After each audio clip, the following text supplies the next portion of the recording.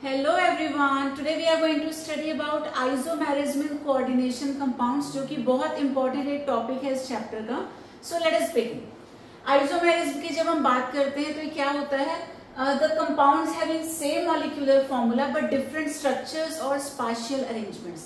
तो कई सारे ऐसे compounds होते हैं जिनका molecular formula बिल्कुल same है, number of atoms या टाइप ऑफ एटम्स एकदम सेम रहते हैं, but still they have got different structures, या स्ट्रक्चर्स की जगह कई बार स्पाशियल अरेंजमेंट अलग होते हैं, यानी कि स्पेस में जो एटम्स का अरेंजमेंट है वो अलग होता है.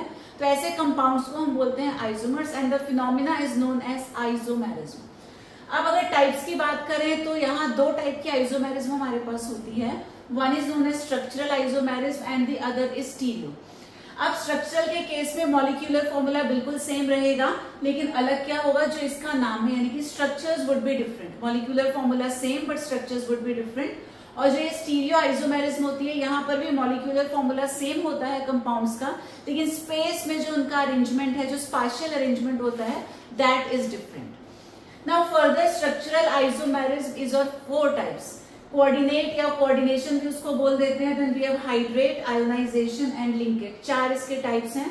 सिमिलरली स्टीरियो आइसोमेरिज्म की हम बात करें तो इसके 2 टाइप्स होते हैं, ज्योमेट्रिकल एंड ऑप्टिकल.